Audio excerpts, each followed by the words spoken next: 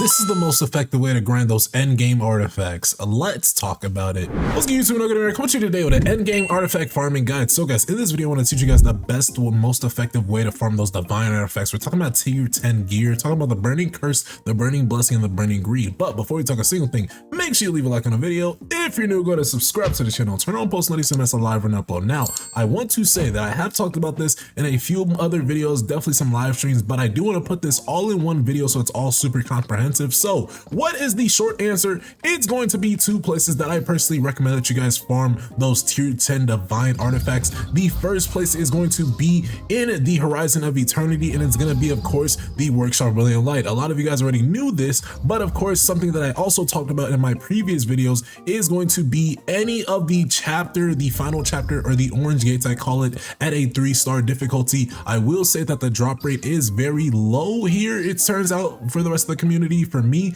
I personally got my full tier 10 burning curse set on the Rule of the Lower Floors, just grinding this out at 3-star at level 45 difficulty.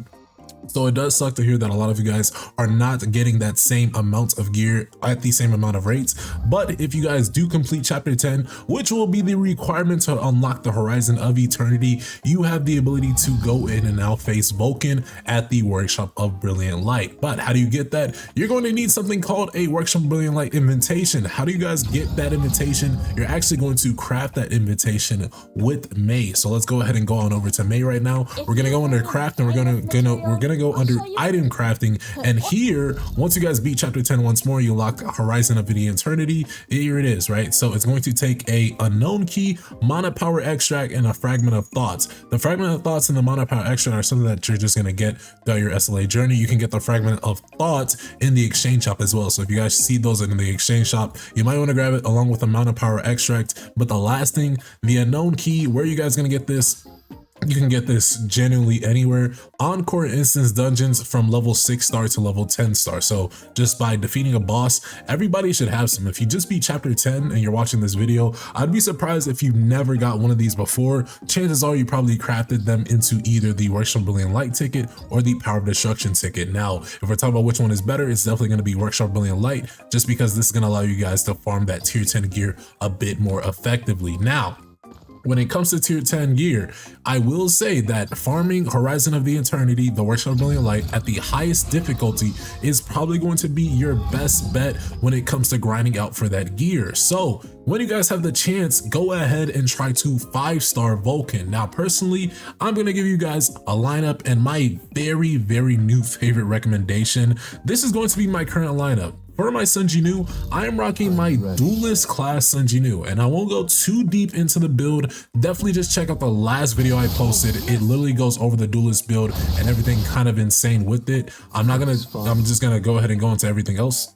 As far as the artifacts, you're seeing it right here. 2-piece Cargalgan, 1-in-1 on the glove and boots for burning curse, and then a 4-set skeleton, which I really am not going to recommend that you guys do for Workshop Brilliant Light unless you are very, very good at your deflections and you guys won't have a problem dying within your battle. So if you guys don't want this, go ahead and just throw on a B set. B set is going to be another very good set to rock here. I'm just using skeleton so I get a little bit more attack and I deal with my mobs way faster.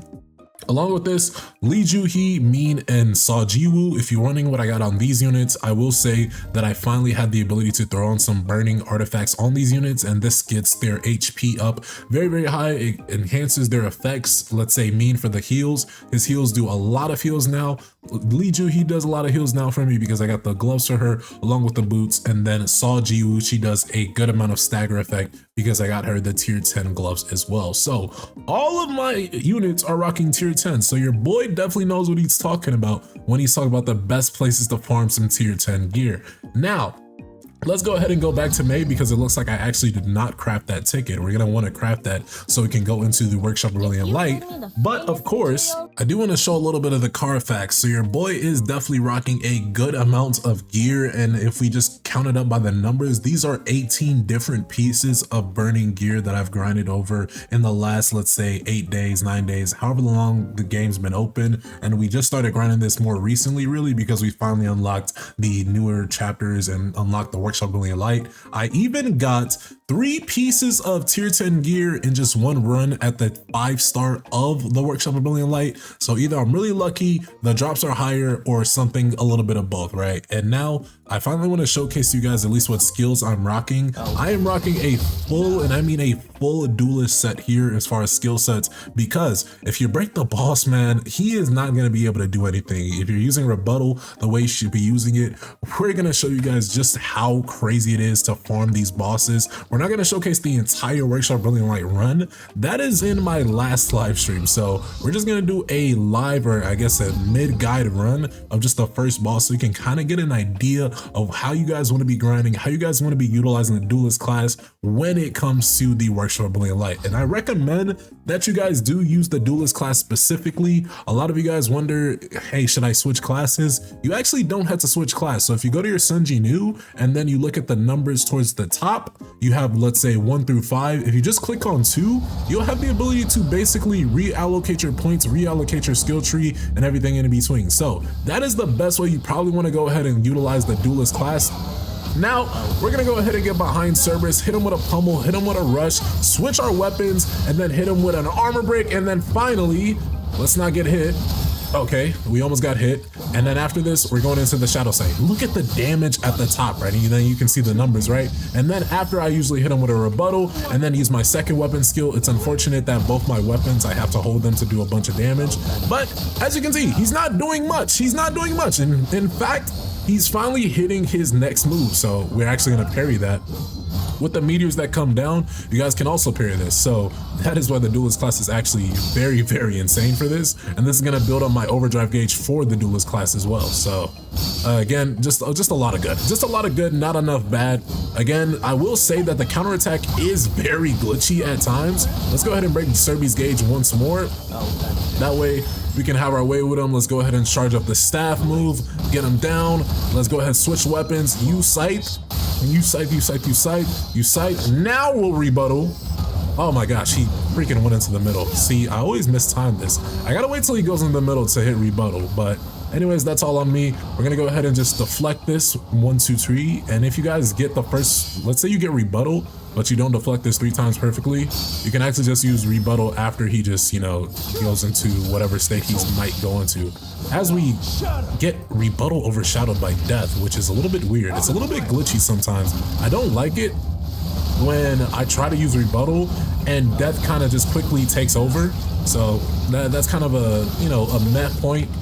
But regardless, we're gonna do as much damage as we can. It looks like he's about to do his flamethrower move. Let's go ahead and parry that, so we're not too far.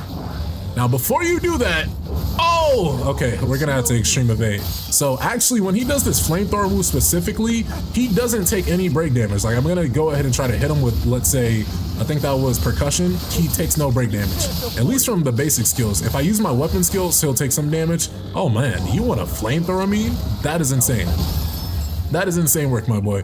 Let's go ahead and hit you with a staff. Let's go ahead and switch weapons, hit you with some shadow sight. And then before you get up, rebuttal so you're still on the ground, man. It's not even fair. It's not even fair. Should we finish him with an ult? I think an ult can do the job on Serby right here. Serby, you are an unworthy opponent. You're gonna have to disappear from me, my guy. You're gonna have to disappear. And like I said, bro, again, a 5-star boss. This is the hardest boss within Overdrive, or at least this is the hardest, let's say, dungeon within Overdrive. We didn't get any type of tier 10 gear there. I haven't got a tier 10 drop on Serby for a minute. I kind of want to just do this next part. And let's say you guys won't see Vulcan. If you want to see Vulcan, you just have to see him in a live stream. We'll probably start the stream just by playing on Vulcan. So that'll be it, right? Let's go ahead and maybe we can finish all 4 demons. I will say this is the hardest of everything within Workshop of Brilliant Light. I have to lock in even while I am a duelist class, because again, I'm playing on the skeleton set, and with the skeleton set, I'm playing with basically half of my HP throughout the entire battle. So it's not the greatest thing, I will admit. Let's do some damage to him, but look at the damage, man. The skeleton set, while very risky, is going to be very rewarding as we get another, what is that, tier 9, or not even tier 9, tier 8, I think.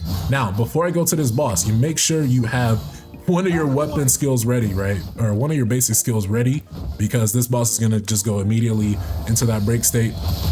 Now, Let's put him down. Now, unfortunately, this boss does not stagger unless he does have the QTE stagger gauge. But I will say, once you guys do break his gauge, the damage you'll do is insane, right? It looks like 2 weapon skills is all that this dude will need. And he's pretty slow on the weapons. And as you noticed, I didn't summon any of my shadows yet. I'm actually doing a shadowless run, and I've been doing Workshop Glaring Light on a shadowless run as we go ahead and get our second knockdown from this man. And we try to do a stagger move. Again, he doesn't stagger, so it's as. Regardless, let's see if we can get him dead before he does go into his next state. And we actually do get him dead before he goes to the next state. Nice. And now it looks like we get some tier 9. We're getting a skeleton ring. So the drops are getting a little bit better. I would love to get a tier 10 kind of mid-guide, but if not, we still got that screenshot of us getting a bunch of tier 10 in just one run. So, you know, wins and losses, people. I'm just going to avoid those meteors. And now that he's charging up a flamethrower move, now's the best time to hit him with some back attacks. Now, this flamethrower move does rotate. A little unfortunate. Let's go ahead and hit him with the staff now. And again, see, there's wins and losses with the skeleton set, because if you're really good at deflecting, you won't even have to worry about dying too much. You might have to worry about dying to just maybe some BS happening. But hey, duelist class, really fun. If you're gonna run co-op on the duelist class, see this one, that's a move I usually don't risk, man, because he's gonna one-tap me. He's gonna activate daily quest. Whoa, almost lost. All right, we'll get him down. We'll go back in the healing circle as well. And finally, we do not get any tier 10. But I promise you guys, this is a good place to get some tier 10. Again, we're just effectively farming. We haven't even gone too far within the video, so we are definitely on pace to get something good, right? Something good. Let's get this. Oh my gosh, I completely just tweaked. Oh my goodness. I actually just completely tweaked out when it came to not even using the right skill. Instead of switching my weapons, I actually pressed the transformation. So instead of pressing R, I pressed T, and I definitely didn't mean to use Monarch's transformation on this boss. Out of all the bosses, I probably just would have used that on Vulcan. Alrighty, let's try to shadow step so you don't end up dying. But I guess, like I said, people, wins and losses. That gets like half of his health out of the way. This dude's probably fodder. Yeah, bro, we don't need to inflict a powerful nothing on you. Unfortunately, you're gonna go ahead and get out the way.